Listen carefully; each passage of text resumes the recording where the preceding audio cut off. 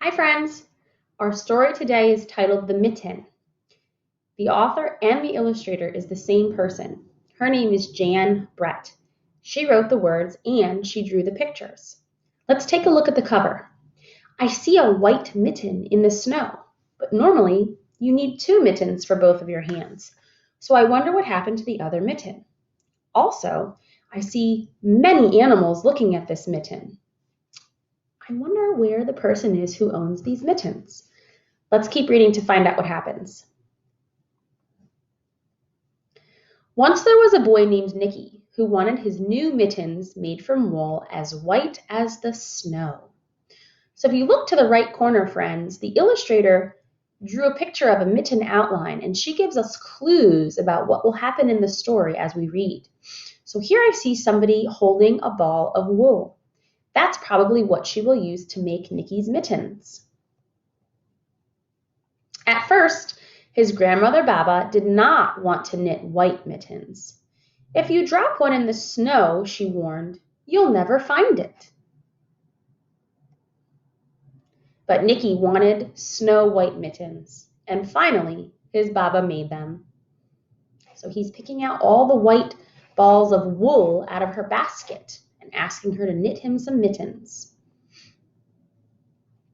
After she finished, she said, when you come home, first I will look to see if you are safe and sound, but then I will look to see if you still have your snow white mittens. So off Nicky went, and it wasn't long until one of his new mittens dropped in the snow and was left behind. Oh no. So friends, look in the side of this page. I see a picture of an animal. That's called a mole. So this is a clue as to what will happen next in the story. A mole, tired from tunneling along, discovered the mitten and burrowed inside. It was cozy and warm and just the right size, so he decided to stay. Wow, so there's our mole. He was burrowing in the snow, very cold, and he found that mitten and decided to stay in there to stay warm. Oh, here's a clue, friends. Take a look at what animal's next, based on the illustrator's clue. A snowshoe rabbit came hopping by. He stopped for a moment to admire his winter coat. It was then that he saw the mitten, and he wiggled in, feet first. The mole did not think there was room for both of them, but when he saw the rabbit's big kicking feet, he moved over. So now the mole and the rabbit are sharing the mitten. And here is another clue about another animal coming. Next, a hedgehog came snuffling along. Having spent the day looking under wet leaves for things to eat, he decided to move into the mitten to warm himself. The mole and the rabbit were bumped and jostled, but not being ones to argue with someone covered in prickles, they made room. So the hedgehog went in the mitten too. See his prickles? The rabbit didn't want to get poked, so he moved on over. And here's the next clue, friends. Do you know what animal that is? I almost said it. It rhymes with howl. As soon as the hedgehog disappeared into the mitten, a big owl, attracted by the commotion, swooped down.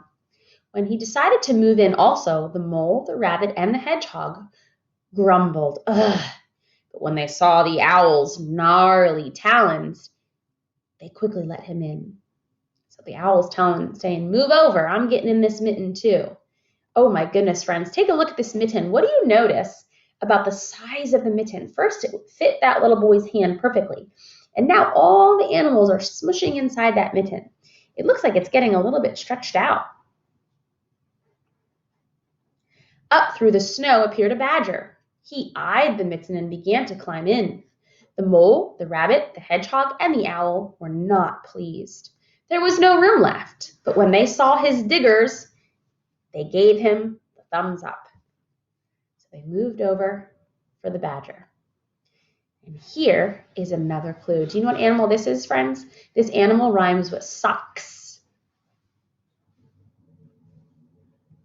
Oh, and here's Nicky. He's sliding down the hill in the snow. Oh, here's another clue. What other animal could be coming? It started snowing, but the animals were snug in the mitten.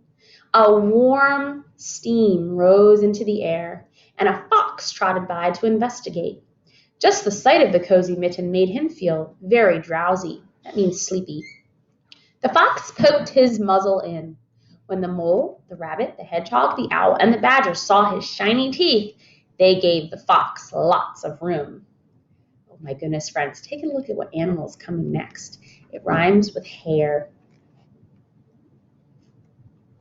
Nicky, he's sitting down, taking a look out into the scenery, and he only has one mitten, but I don't think he knows that it's lost just yet. A great big bear lumbered by. He spied the mitten all plumped up. Not being one to be left out in the cold, he began to nose his way in. The animals were packed in as tightly as could be, but what animal would argue with a bear? The mitten swelled and stretched. It was pulled and bulged to many times its size, but Baba's good knitting held fast. So the mitten did not break, friends. It looks like Nicky's grandmother knitted such a good quality mitten that it just stretched and stretched and stretched. And here I see another clue. It looks like a little mouse might be coming by. Oh, take a look at what Nicky's looking at. He's looking at his mitten, and I think he notices that he lost one.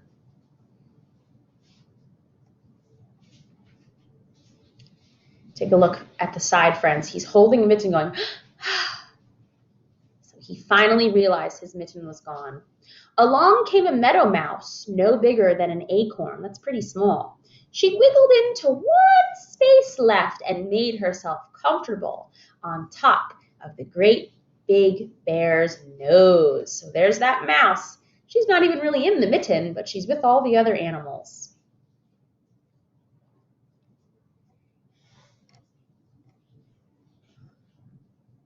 The bear, tickled by the mouse's whiskers, gave an enormous sneeze. Achoo!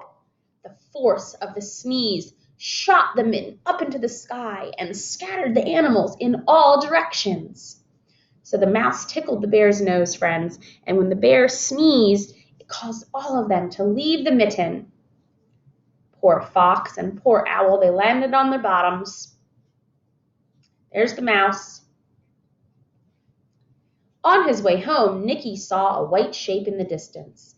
It was the lost mitten silhouetted against the blue sky. So he saw his mitten flying in the air just as all the animals left it. And on the side, we can see the rabbit, the badger, the hedgehog, and the mole and the bear running away. There they are.